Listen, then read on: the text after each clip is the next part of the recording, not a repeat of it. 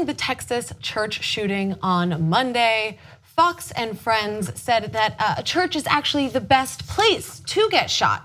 Take a look. We've been reporting this shouldn't happen in a church, but I was downstairs talking with some people that work here that we all talk about our faith and we share the same beliefs. We were saying there's no other place we would want to go other than church, because I'm there asking for forgiveness. I feel very close to Christ when I'm there. So I'm trying to look at some positives here and know that those people are with the Lord now and experiencing eternity and no more suffering, no more sadness anymore. I literally have no words following that. It makes no sense. I mean, trying to find positives after an event like this is it doesn't make sense. It's illogical. It's insensitive, I think. And I thought what was really interesting when she said that, she goes, no more suffering, no more sadness anymore. And that like makes sense when your 12-year-old dog is having hip problems and is blind, and you put him out of his misery. Like, there's no more suffering anymore. That makes sense. But for like the healthy and vibrant, like 18-month-year-old and the 5-year-old and the 72-year-old, all the victims of the shooting who went to church on Sunday to go pray and to be with their loved ones and to be part of a community, and then were, just shot for no reason. That's not, they weren't sad. That wasn't like you put them out of their misery. Yeah, they weren't stage 4 cancer patients in some ward. Are you kidding? These people were healthy people, and they're in a church. It's absurd. It's offensive. It's absolutely awful. I mean, just when you think that the rhetoric on that show can't get any worse, they serve this up. Unbelievable. I mean, I can't fathom trying to look for a positive in a situation like that. I don't think that that's where my mind would go. It's appalling that was even a comment that was made. I'm wondering if, she'll kind of backtrack what she has stated, if she'll try to apologize. It's Fox. If she not gonna happen. I'm looking for the positives in this situation. And I'm hoping that she thinks about what she said and says to herself, this isn't really a particular situation where you try to look for there are no positives in this situation. Lives were being taken, and that's what we need to be focused on, and how to prevent that in the future. I mean, if there's a positive to be had, it would come in the form of a real dialogue and discussion about what we're going to do about this country that has all these semi-automatic weapons, and they're so easy to get. And for Fox to have a soul search, because that's a crazy statement. Yes, I agree. And so they did try to have a conversation about things that they could implement to prevent something like this. So they actually had on megachurch pastor Robert Jeffress, who talked about implementing policies like no backpacks in church, like he has implemented in his church to prevent acts like this happening. But then he said this. I heard one report that there were a number of people who were in the church but didn't have the guns with them because, out of respect for the fact that they were going into church, they left their guns in their car. Is that common? Well, it's certainly not common in our church. I'd say a quarter to half of our members are concealed carry. They have guns, and I don't think there's anything wrong with that. They bring them into the church with them. Probably makes you feel safer. Yeah. Well, I think it does. And I think, look, if somebody tries that in our church, they may get 1 shot off or 2 shots off, but that's it. And that's the last thing they'll ever do in this life. Yeah. So let me get this straight. People can't bring in backpacks to his church, but they can all come in weapons. I mean, it makes 0 sense. There is no logic behind what he's saying there.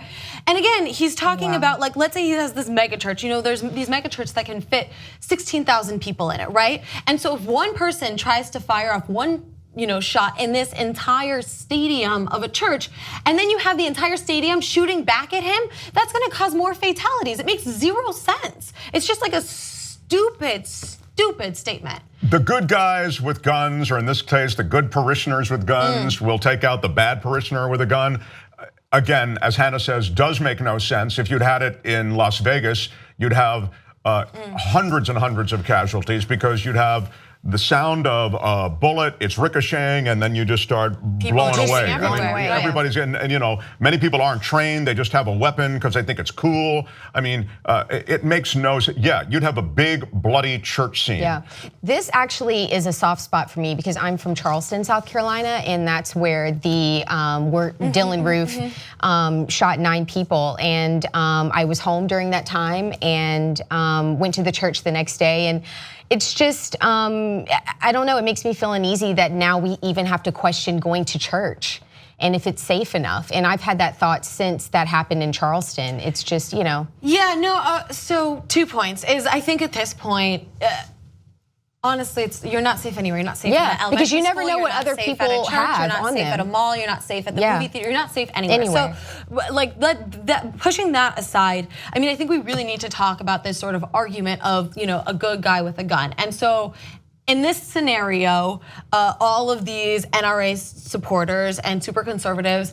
and Second Right Amendment fanatics are you know, reveling in the fact that in this specific case, there was a man who shot the shooter and potentially could have stopped other shootings, right? So they have that to sort of, you know, ride on in this particular case. But as Mark mentioned, that was not the case in Las Vegas. That was not the case in other sort of, other sort of mass shootings. But I feel like this good guy with a gun, you know, argument has been debunked over and over again. Like we've mentioned before, that increase in guns increases in violence, right? And when you look at these sorts of shootings, the underlying of their argument that a good guy with a gun is going to stop a bad guy with a gun has the core of, well, these mass shootings are going to happen anyway, so maybe if we have somebody extra with a gun, we can sort of stop some of this.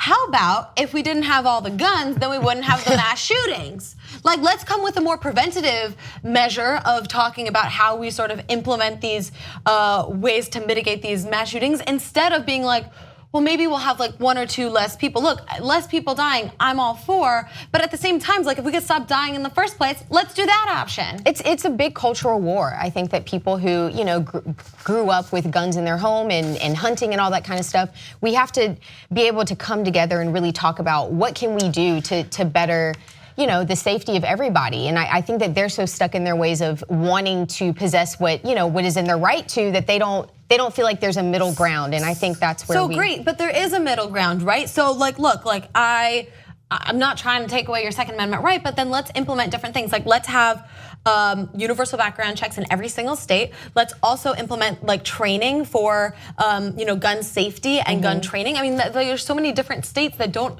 require any sort of training. You can just walk away with a gun. And so maybe you're a good guy who wants to be stop one of these events when it happens. But if you don't have training of how to point, you could kill more people. Yeah.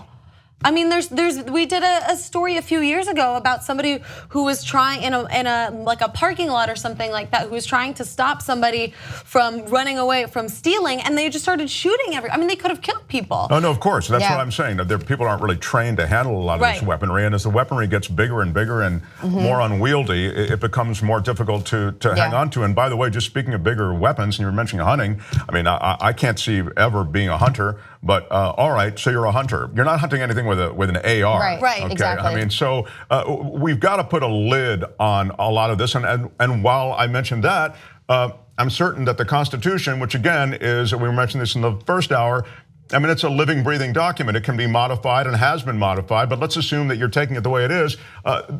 As it was forged, it wasn't conceived that we'd be dealing with these kinds of weapons. Right. I mean, well, our society doesn't do well with change, and I've noticed that, especially when it comes to the Second Amendment. I mean, people want their right to possess guns, and that's just that. And once you try to take that away from them, it's messing with their culture. I'm not for this. It's just me being from the South, I kind of not understand, but I can hear what people who want to possess guns would say to this. And, you know, I'm not for it. But I feel like, I mean, there's so many different arguments where there has been something that is law that we then realize is antiquated and we need to modify it, right? I mean, there's different like cultural aspects. Like if you look at the, you know, for the people who, you know, support these kind of things, you look at the Bible, there's so many laws that we don't follow in the Bible anymore. So many, and we handpick the ones that we want to follow. They are antiquated and they don't make sense anymore, right? And we got rid of slavery. That was in law, but the South was big on that. Yeah, that was part of their culture, and we got rid of that because that's fucked up. And so in this sort of case, like this is effed up. Too many people are dying, so we need to make changes. But Ava's right. It is a third rail for a reason. People want it. They want it, and they don't like change, especially in the South. I want a lot of things. They love that Second Amendment right. I'm telling you, it's like they, you know, I just feel like with a lot of core Southern gunners, even Republicans. I feel like when it comes to that, they don't want change. Well, the thing is, though, if you look at specifics when it comes to gun legislation, most Americans support increased laws that would I guess increase safety around guns, right? Background checks, reducing military-style weapons and things like that. But when you look at legislation, they often don't vote that way, and people in the GOP don't vote that way because they're lobbied by the NRA. Yeah, that's a key point. Hannah's right. I mean, by far, overwhelmingly, Americans support restrictions on gun ownership. And so for all they want their guns, their identity is their guns, I get it. But overwhelmingly, Americans are for background checks and for some safety around these weapons. And so the legislators are just bought and sold on this issue. Watch the Young Turks commercial-free, download it or stream it, watch it any way you like at tytnetwork.com/join.